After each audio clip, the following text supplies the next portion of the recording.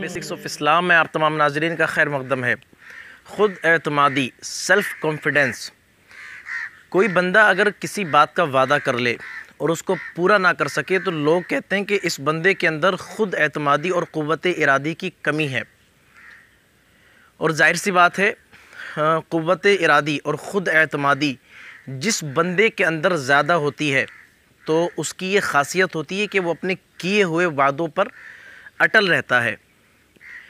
اگر بندہ کوئی وعدہ کر لے، اس کو وقت پر پورا نہ کر سکے تو اس کا اعتبار لوگوں کے اندر ختم ہو جاتا ہے، کریڈیبلٹی لوگوں کے اندر ختم ہو جاتی ہے۔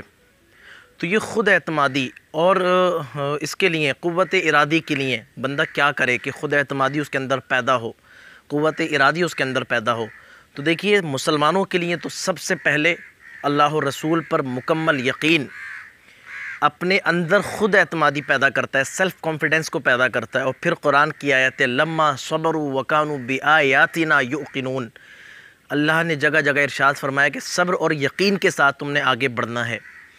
اور ایک طریقہ یہ ہو سکتا ہے کہ بندہ اپنے آپ کو سجیشن دے، اپنے آپ کو ذہن میں مشورہ دے، پہلے دیکھے کہ اس کے اندر کتنی صلاحیتیں ہیں، پھر اپنی صلاحیتوں کا مشورہ دے اپنے آپ کو کہ ہاں میں یہ کام کر سکتا ہوں، میں وہ کام کر سکتا ہوں۔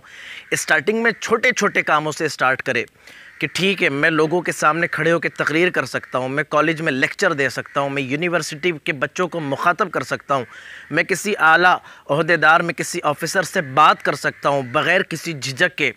ان چھوٹے چھوٹے چیلنجز پہ پہلے عمل کرے، خود کو چیلنج دے اور اس پر عمل کرے۔ جب ان سے پار ہو جائے، اس میں کامیاب ہو جائے تو پھر بڑے چیلنج دے۔ اور جب اس کو ایسا لگے کہ ہاں میرے اندر خود اعتمادی پیدا ہو گئی ہے، قوت ارادی پیدا ہو گئی ہے، اس کے بعد اللہ پاک کا شکر ادا کرے۔ لیکن ایک پہلو اور بھی ہے خود اعتمادی کا، سیلف کانفیڈنس کا۔ ایک پہلو یہ ہے کہ کبھی کبھی ایسا ہوتا ہے کہ بندہ اوور کانفیڈنٹ ہو جاتا ہے، کبھی کبھی ضرورت سے زیادہ خود اعتمادی اس کے اندر ہوتی ہے۔ یہ چیز نقصان کرتی ہے، کیونکہ ایسا جب ہوتا ہے تو بندہ پھر وعدے کر لیتا ہے بڑے بڑے اور پھر ان کو پورا نہیں کر پاتا۔ اس کی وجہ سے اس کی امیج خراب ہو جاتی ہے لوگوں کے درمیان میں، اس کی تصویر خراب ہو جاتی ہے۔ تو جو خود اعتماد بندہ ہے نا، خود اعتماد جو سیلف کانفیڈنس بندہ ہے، میں یہ سمجھتا ہوں کہ اس کی یہ نشانی بھی ہوتی ہے کہ وہ کمزور باتیں نہیں کرتا، بلکہ وہ بڑی مضبوط اور بڑی